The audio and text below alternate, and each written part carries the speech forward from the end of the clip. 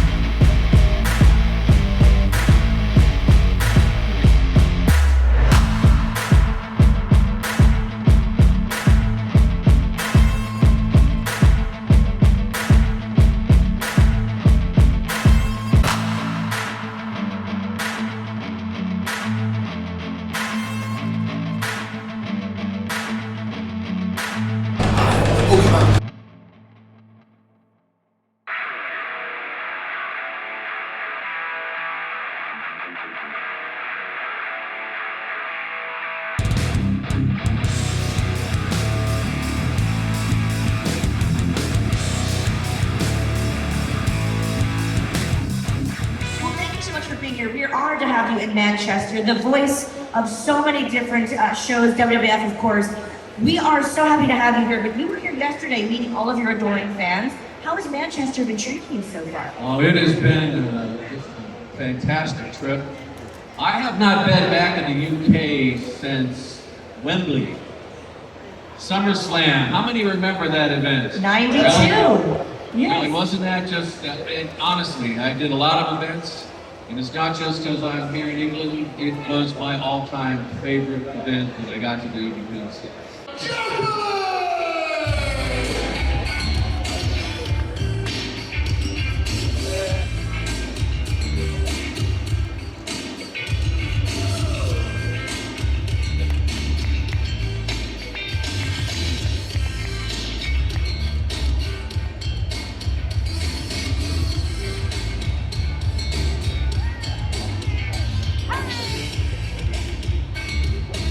Hey!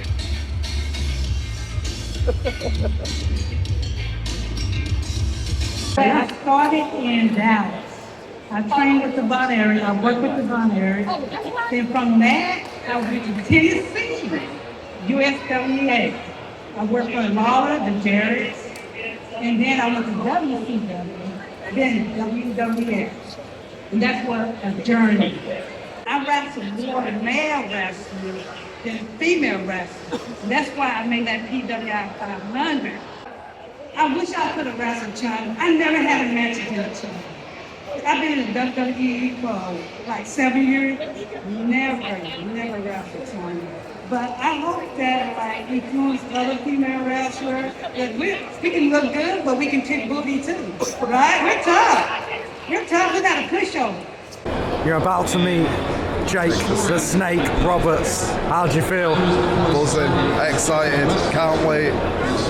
Why do you want to meet him so badly, Axel? Because he's a legend, he's the creator of the DDT, see. His promo work is the best, and his aura and his energy. He's one of your favourite wrestlers as well of all time. He is. You're asking me why I want to meet him. That's why. Is it because you always say his promos are like they've changed the game? They did, because he ain't someone that just comes on and screams and shouts and whatever, and draws you in through his calm and sinister way of speaking. I absolutely love it. Jaqueline was in the minor leagues, and that's what he wanted to do. To Axel. And during his minor leagues, Thank you. He was very, well... Yeah, what was the conversation like? It was alright, to be honest. He was a bit in and out, even though there was no one there. He didn't seem very interactive, to be honest, but he is ill, so... but yeah, he said that the weather... I said, how's Manchester treating you? He said that, yeah, the weather's great as always. So we had a laugh about that. And, not much, really. I said, can you sign it to me? Did you not say, I love your promos? Yeah, he said, thank you. And that was it. But yeah, it was so weird to be that close to him, to be honest, so I'll tell you that for sure. Yeah, it's just probably the only chance I'll ever get to meet him, and I'm happy that I've done it.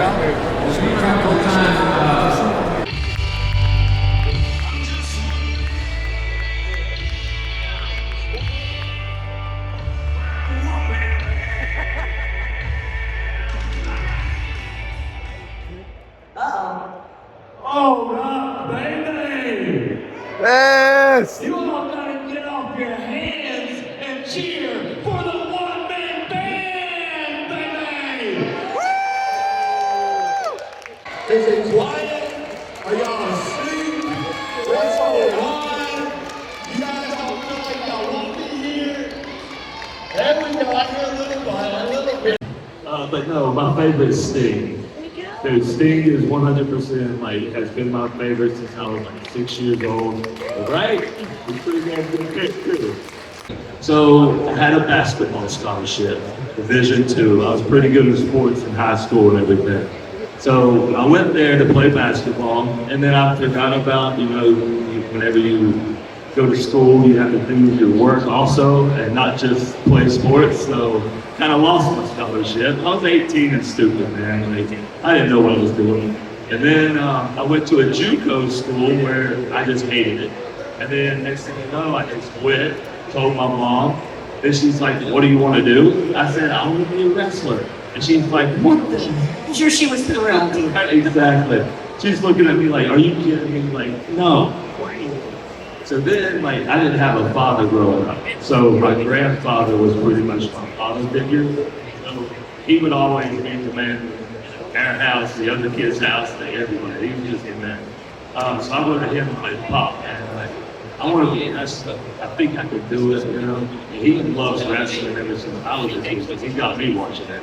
So he's like, you really think you can do that? I was like, let's go for it. And that's all I needed, I just needed someone to have you know what, you can do it, I couldn't do it. So I went and did it, So and then my mom got on board after she went down, saw the school and everything. But it was I was on the independent training for only 2 years, and then Deep South opened up. And I was just young, green, hungry, would sell good, had charisma, but didn't know crap. The way it all started was I had a promo with Brock Lesnar and Paul Heyman. So they gave me a little booklet, pretty much the script. So I went looking for it. I've had too many concussions. I don't remember anything really. It's bad. So I'm flipping through the book and I'm finding where I started. So I'm reading and I'm starting. I'm flipping, I'm still reading. And it just kept going. To where I'm now I'm hoping for the best, So we're walking out there, we're at Gorilla, Paul looks at me, he's like, yeah, this kid, I didn't know at all. He's like, I see ya. So the Fox Wheel thing, I starts back up the working. The next thing you know, Paul's delivering the line, and I just have a brain fart. And I'm just like, what's my coming to me? What's next? Paul's done with his line, and it's not coming, And I'm just like, I'm on hot television. I can't just sit there and do this. Yeah, I'm gonna look stupid. So I literally was like, dang it, I know I can't beat him. I got kids, I get this job. And I just went with it. Just went, that's where my mind went, you know. And then Paul's in the ring and he's looking at me like a confused dog, like, the hell is that? So Paul's like, I'm gonna keep going.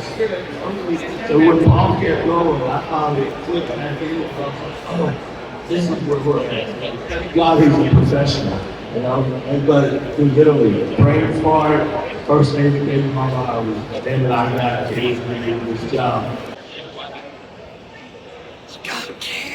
He's just one man. Hey, he's done it well good on there. Yeah. Oh, baby, I got kids. Heath Slater, too, Sean. Did you ask him to write your name on it? Yeah. They don't do it automatically, do they? Just do the autograph. No, yeah. I guess that's because some people sell it on or whatever. But we're never going to do that. No. This is the picture you chose. Yeah, man. Did he have a good selection of pictures? Yeah, he did actually. Load of 3MB ones. But this is my favourite Heath Slater gimmick. How was the interaction? It was good. It's really weird when you're there, because like you just forget how to speak. It's just You do know it's mad. You meet these heroes. It's like I'm seeing Jake the Snake in front of me and I'm like gone mute. Do you know what I mean? It's like Heath it's mad. Slater, honestly, like I love comedy, and he was comedy gold in WWE. Do you know what I mean? It was, Yeah. Second you saw him, he was like, I've got to meet him. Yeah. He said, how do you spell Sean? And I said S-E-A-N. And he said, X-E-A-N? Oh, right. And then we were just having a joke about like how people spell their name different and stuff like that. Nice. And then, yeah, he was really nice though. He was a really nice guy. Was it worth the 35 quid? Yeah. Of course it is.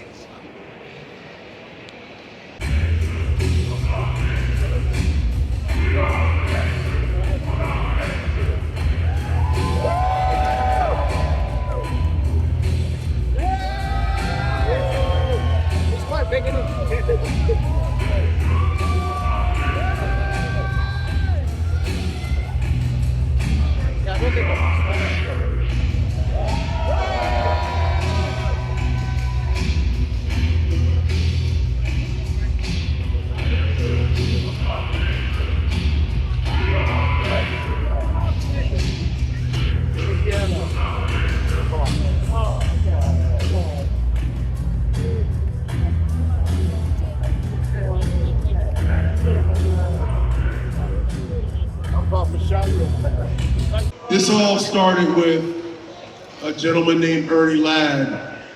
And Ernie Ladd, yes, give it up for Hall of Fame Ernie Ladd.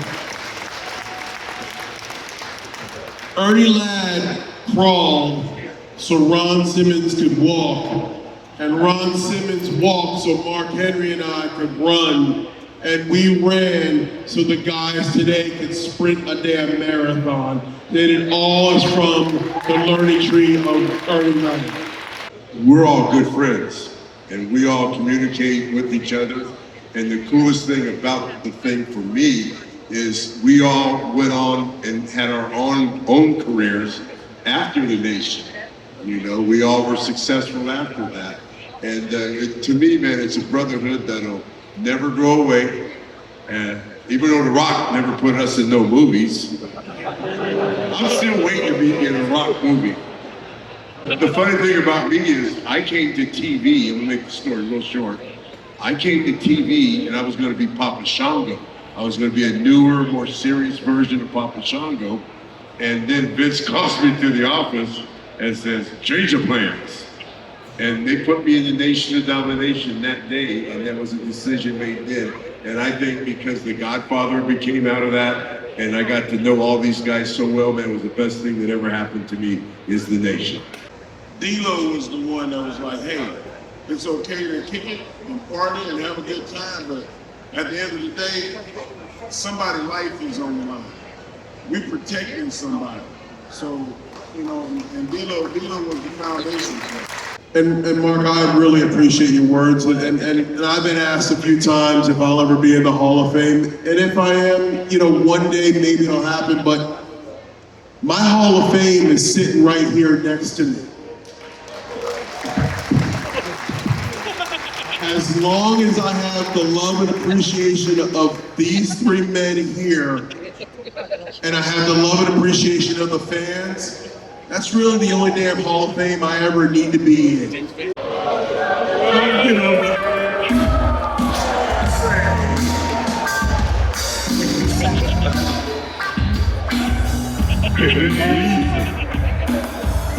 It's time once again for everybody to come on the whole train around. Is there any pizza business? To all y'all that know that the Godfather be pivotal nationwide, I want you to roll up Saturday on this Pimp Diddy. Like that man up and say, "Pivot ain't easy."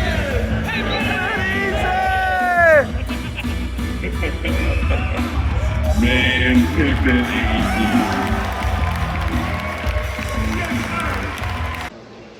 I made it.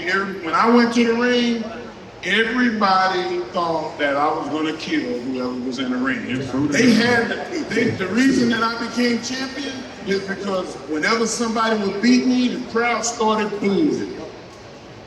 They booed because it was like, oh, that's bullshit. How many of y'all in here, after the Hall of Fame, think John Cena should have beat me? No. Oh, you hear that? Yeah. But I'm gonna tell you, it wasn't the WWE's fault. I broke my back, and I couldn't do everything. And you see how slow I walked up these stairs, man? I'm damaged good.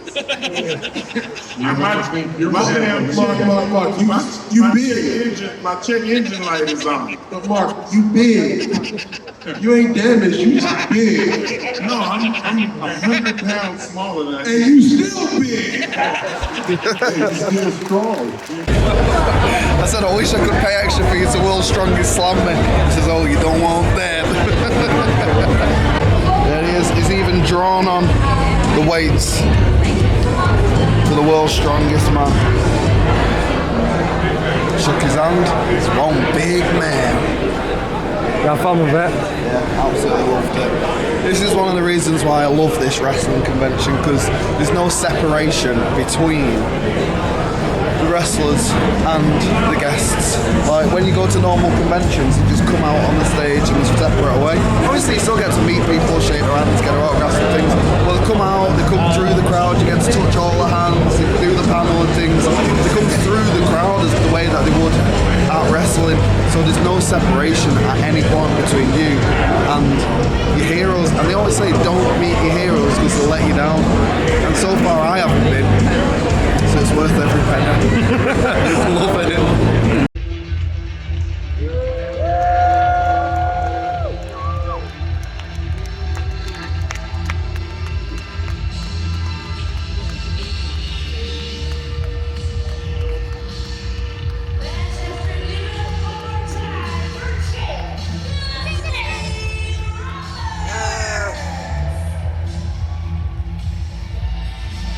Well, we obviously love your career in WWF, WWE. I obviously love your career in TNA as well. But now you have done so many amazing things in AEW, All Elite Wrestling. What has it been like to be there and see all these incredibly talented up-and-coming wrestlers? It's been a treat. To see these guys go out there and show me what they've got. I just want to help them as much as I can, you know. Everything that you do, you gotta walk, you gotta breathe it, you gotta believe it. I think that happens a lot today. Guys go out and do a lot of fantastic moves and stuff, but they forget their characters. They separate, they go in one direction, their character goes on the bottom shelf. They just make it look, they just try to do all the fancy ass moves. You gotta walk it, you gotta talk it, you gotta eat it, you gotta sleep with it, you gotta do it 24/7. So just speak it nice and slow. That way everyone can hear everything that you're saying. Inspired so many wrestlers, but I definitely saw a lot of shades of Jake the Snake in Bray Wyatt. I think you'll all agree. Amazing talent. What a loss. Just incredible loss. I loved it. I loved everything that he did. Couldn't wait to see what he was going to do next. Just, God, man, that one hurt. That one hurts. Well, my favorite DDT was I DDT'd a woman. Why'd you look at me when you said that? Yeah. No. Her name was Dark Journey. She was Big Slater's valet. And I DDT'd her, and I remember hearing the pop. And it was incredible. I mean, I watched it on tape. People exploded out of their seats like they were Jack in the Boxes. You know, just a whole sea of people flying out of their seats and just going crazy. But the DDT was invented quite by accident. I could tell you, but you probably wouldn't get it. I had a front face lock on a guy. His head was stuck in here.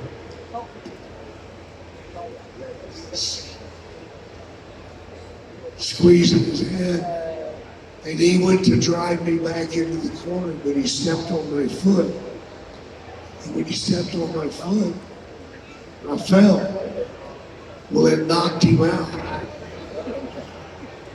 I remember springing to my feet because I was a baby face at the time, so I sprung to my feet and I didn't fall. I didn't fuck that up. Oops. I'm sure by now you're well tested.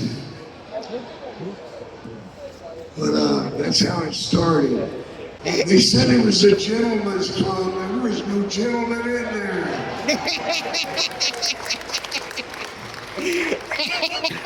But one of the dancers decided she wanted to dance with Damien.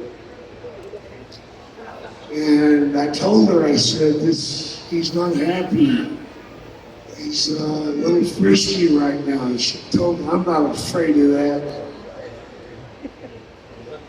So I gave it to her, and she's dancing with it, and she's going around the pole. And the snake leaned back and launched and connected with her breast.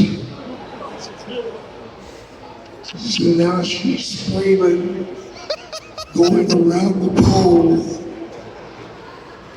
running in place. And I was laughing my ass off. Okay, so halfway through the event, what do you think, Sean? I absolutely love it. Honestly, if you're a massive wrestling fan, or even if you're a slight wrestling fan, it's so interesting to see these wrestlers out of kayfabe, out of character, answering questions. And be so personal and personable. And it's just so interesting, and it's so fascinating, and it's so enjoyable. Like, it really is, like, you know, like Axel said earlier, never meet your heroes. But I've met a few of mine tonight, and it's been absolutely great. It's been a brilliant event. There's been so much to do and so much to see. It's 100% worth coming to. Actually, even if you can't afford autographs or photos, etc., just getting the ticket price alone and the entry is worth that. What, £50 for a weekend? You get to see all the stars come down, shake their hands as they do, in the ring for an hour, giving speeches, Q&As, stories. That alone is worth it. If you can't afford autographs and stuff, it's still worth it just to come and see them talk and interact. And you've got the exhibitions, you've got the stores. It's a wrestling world. It's really a shared interest between all of these fans, and there's just such a great atmosphere. Then you've obviously got the stars right in front of your eyes. And then obviously when you're in the interaction bit and they're just walking around, it's bizarre, isn't it, just to see them like just walking around in everyday clothes this far from you. Like earlier, you was just stood there, and I was like, listen, literally rub shoulders with Jinder Mahal. It's like, Yeah, it's crazy. It's absolutely, like, it's lovely. It's really a lovely event. It's just so interactive, and there's so much to do, and there's so much to see. There's some free photo opportunities, and it's just, if you love wrestling, you have to come to For the Love of Wrestling. Like, it's just, I have to say, like this, Great Muta's just walking right in front of me. Followed by Tajiri, just like that. Great Muta, I can say I've been in touching distance of him once in a lifetime. That is actually once in a lifetime. As you just seen, Great Muta just walk straight past. It's once in a lifetime. Followed by Tajiri as well. It's like, when's that ever going to happen? Bizarre, mind-blowing, surreal, and something that I'll never forget. Ever forget. it's absolutely crazy. And the wrestlers are so happy to be there. They actually are. They actually are, but they're so happy for the interaction. They're so happy to talk to you and, you know, give you that one-on-one experience. It might not be for long, because obviously there are queues and there's other people waiting, and, you know, you paid for it and whatever. But it's brilliant. It's absolutely But as Heath Slater was saying, you know, you go to WrestleMania and you get the fun experience there. But him in his own words said it's in out cattle pen. But here you get the time to spend a couple of minutes to answer a question and shake the hand and speak to people. So, you know, if you are getting an autograph or whatever, you were saying £35, it seems expensive. £45 seems expensive. 40 quid, 30 quid, whatever it is. When you actually do it, it's an experience you're never going to forget. And it's really, you know, it's just worth it, isn't it? Oh, it's absolutely worth it. It's been one of my favourite events ever, coming here and doing this. Who was your favourite panel, quickly? Nation of Domination or Heath Slater. Yeah, mine was Nation of Domination or Jake the Snake. Right, we're carrying on because we're going to the next panel. Let's go. WWE called to hire me back. So within 10 months after coming back, I was WWE champion.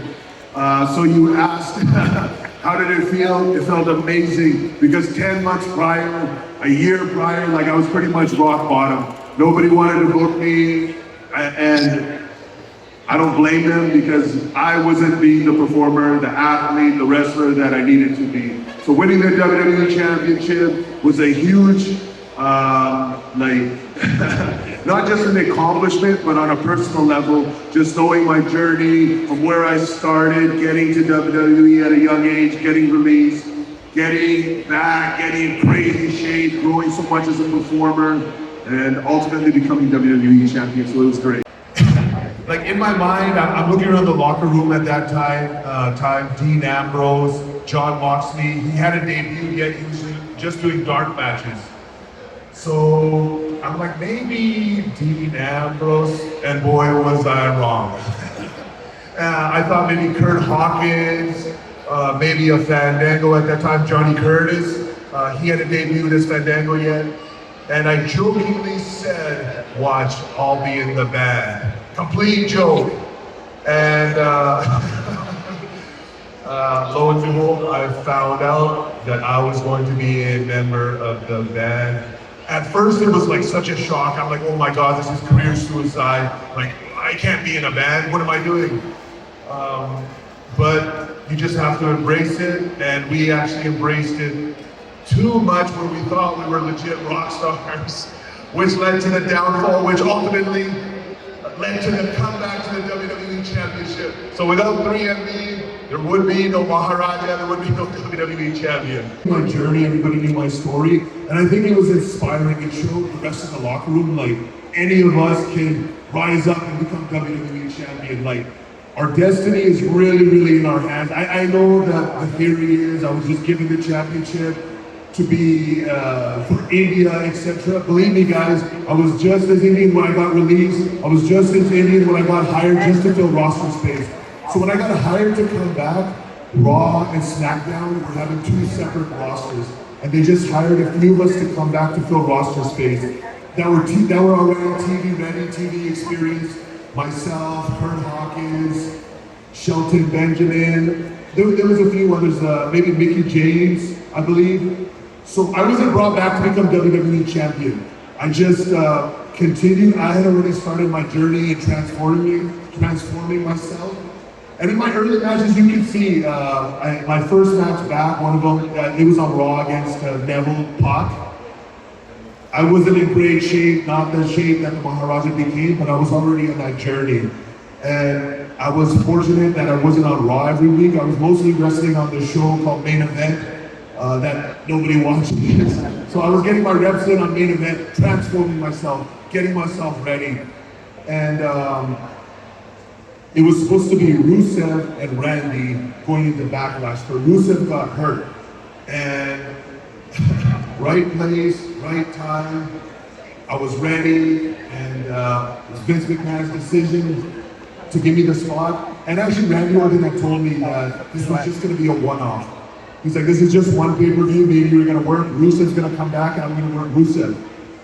But things changed. As you guys know, WWE, nothing is official until it actually happens. So I found myself as the #1 contender, went into Backlash, just thinking it was gonna be a one-off. But like I was telling myself, this may be just one-off, this is your first time. People may think it's the only time, but I'm gonna make sure it's not my only time main eventing a WWE pay-per-view. And I was fortunate enough to win the WWE Championship and have many main events. Dana Brooke. She told me why she had to stop doing the flip. Why? Because when she won the belt, it like went boosh and back to her in the face once. Oh so my she God. stopped doing the belt. Oh because Jesus! of the belt. And then she just never brought it back. And I was like, I used to love it when you did that flip as the entrance. Yeah. It was accurate. I seen that you shook her hand. Twice. Did you love it? Yeah. I love her accent. So American. Yes.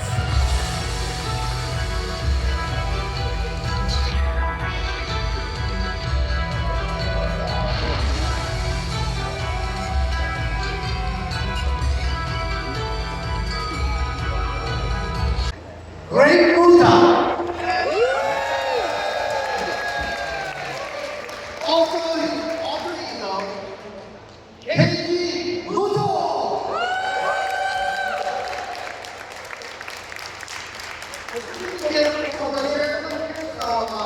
スパムが好きだってことになってるんです、彼の中で。全然好きじゃないんですけど、彼がそう言うんですよ。お前はスパムが好きだって。で、今でもね、スパムの写真をいきなり送ってくるんですよ。He says, for somewhere along the way, William Regal think I love spam. So even to this day, every few weeks or so, he'll take a picture of the spam and send it to him. 男性はちょっとわからないけど、女性の方は He said, I'm not sure about the guys, but I have some idea about the Joshi, the women wrestlers. レベルが今日本の女子のレベルすごい高くなってるから。He believes that Japanese Joshi wrestling is much better and certainly got much better, and their far superior level is a little bit above what is being, introduced in pro wrestling world right now. こんな世界中のスタートやったのが自慢です。ハルコ・ホーガンとも試合してる、リック・フレアとも試合してるし、He's lucky enough, because of my position, I got to wrestle the greatest of greats, Hulk Hogan, Ric Flair. Even ロックのお父さんとも試合してるからね。I also wrestled Rock's father.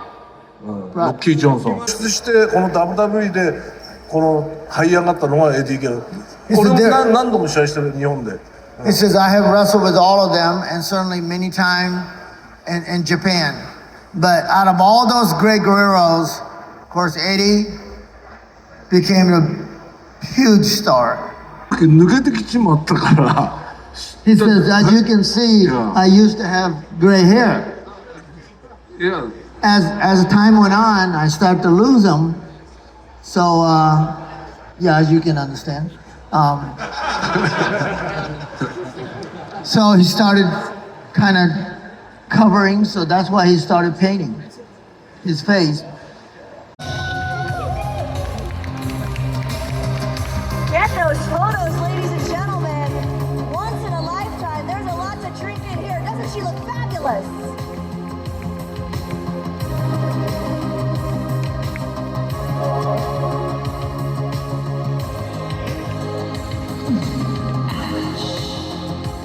I'm just mesmerized by this video right here. Beautiful. Lita, which she's awesome. When I started, she was actually my producer. When I got called up to Raw, Lita was my producer. So it's truly amazing to be in the same locker room as these women that I did, look after. Can you describe how the females are, the TNA Knockouts locker room? What's it like nowadays? To be honest, they're hungry. They're very driven women, and it's amazing to be in a locker room to help them grow because they also have a lot of questions. But when I was signed with TNA back in January, the partnership wasn't developed yet. So their drive and their motivation was to become a WWE superstar. Now with that being kind of now level and their eyesight, it's truly amazing to see. And definitely the cross promotion is just an opportunity for TNA to grow and develop. The women's locker room is truly amazing. When I came on the scene in TNA, my eyes were on Jordan Grace, and she is one to look after because I do think she will be the next, NXT champion, and then the rest is history with Raw and SmackDown. It really was an eye-opening experience. I was there during, the women's, I like to say evolution. I was,